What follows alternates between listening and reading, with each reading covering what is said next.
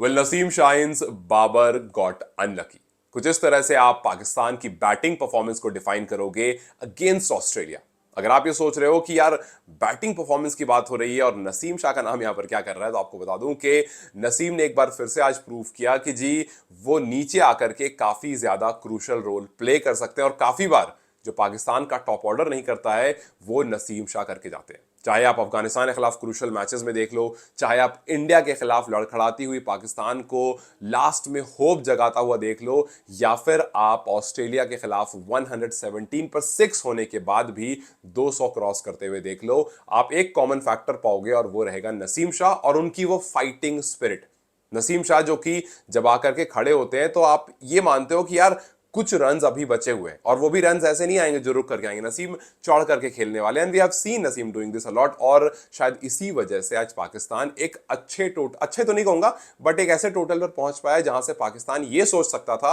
कि जी हम जीत सकते हैं, अगर कुछ अच्छी बॉलिंग हुई तो जीत सकते हैं। हालांकि 203 रन बहुत बड़ा टोटल नहीं था, बट आई स्टिल थॉट कि नसीम और बाबर के बारे में बात करना थोड़ा जरूरी है। हो सकता है आप ये सोचो कि यार बाबर ने 37 किए, रिजवान ने 44 किए, मैं बाबर की बात क्यों कर रहा हूं? There is a reason behind it and I will come to that. लेकिन नसीम ने जिस तरह से आज एडम जैम्पा जिन्होंने बाबर आजम को आउट किया उनके ओवर में कुछ 16-17 रन जड़ दिए, जिस तरह से ऑस्ट्रेलिया के सामने 4 छक्के लगाए, ऑस्ट्रेलिया के घर पर खड़े होकर के 39 बॉल में 40 रन किए, 9वें नंबर पर आकर के सेकंड हाईएस्ट स्कोर करा और रन स्कोर करने वालों में से सबसे अच्छा स्ट्राइक रेट बनाकर रखा और कहीं ना कहीं प्रूव करा कि यार आपको शायद अपने टॉप ऑर्डर में थोड़ा सा रन अगर और ऐड कर सकते हो ना तो नीचे वाले आपको संभाल सकते हैं। ये दिखाते हुए नसीम के ये रन्स, जो कि जिस बारे में वसीम अकरम भी कह रहे थे कि यार नसीम के अंदर ना बैटिंग बहुत सारी है, Naseem can be a good allrounder अगर वो अपनी बैटिंग पर थोड़ा सा और ध्यान दे दे। हालांकि हम आजकल देख रहे हैं कि गेंदबाज जब बल्लेबाजी पर ध्यान दे रहे हैं तो उनकी गेंदबाजी थोड़ी खराब हो जा रही है। आई होप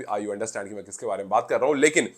इस टाइम पर yes Pakistan is struggling and I am making this video before this second inning concluded, तो अभी मुझे नहीं पता एग्जैक्टली कहां तक हम पहुंचे हैं, बट जब तक मैंने देखा था Australia was in good condition with 2 wickets down. लेकिन जिस तरह से पाकिस्तान ने बैटिंग की, जिस तरह से बाबर आजम बल्लेबाजी कर रहे थे, आई थिंक कि आप अगर बाबर को ओडीआई का बैटर देखते हो तो एक डिफरेंट बैट्समैन दिखते हैं, एक स्ट्रॉन्ग बैट्समैन दिखते हैं और एक ऐसा बैट्समैन दिखता है जिससे ओपोनेंट थोड़ा सा घबराता है। आई नो के एक पर्सपेक्टिव है कि अगर आप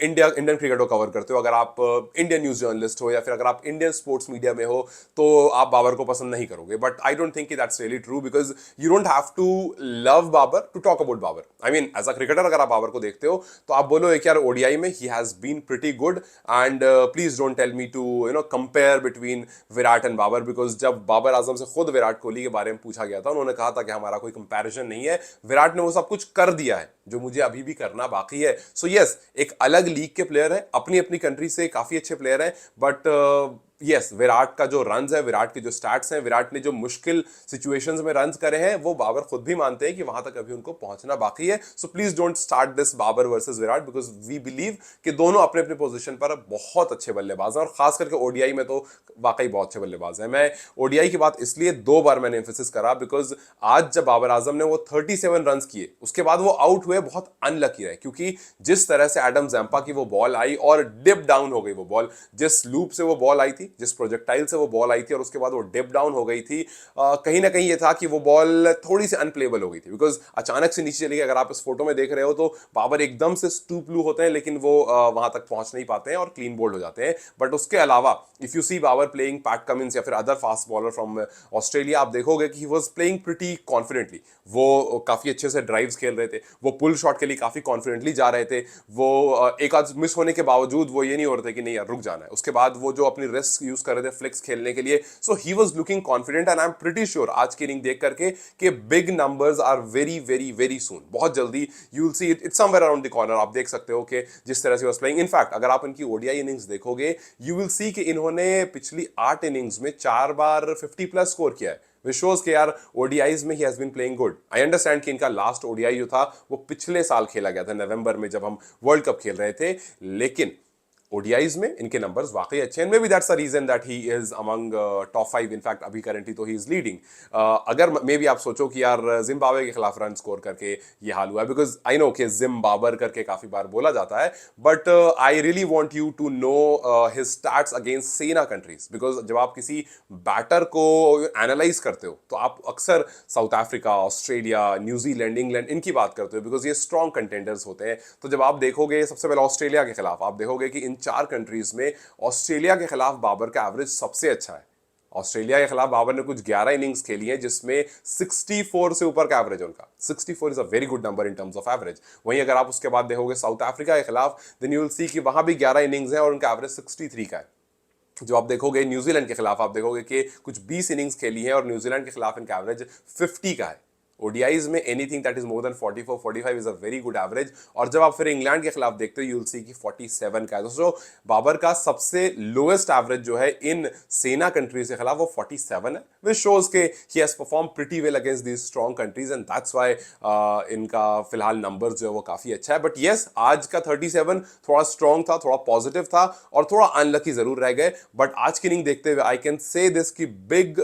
runs is somewhere around the corner, and हो सकता है कि वो ऑस्ट्रेलिया के खिलाफ आपको देखने को मिल जाए। यस, बहुत टाइम से सेंचुरी नहीं आई है, but he has been scoring runs, and may be that's why जब आज वसीम अकरम पहले भी बात कर रहे थे तो उन्होंने कहा, इनफैक्ट एडम गिलक्रिस्ट ने कहा कि पाकिस्तान का जो बैटिंग ऑर्डर है ना वो बाबर के इर्द गिर्द घूमता है।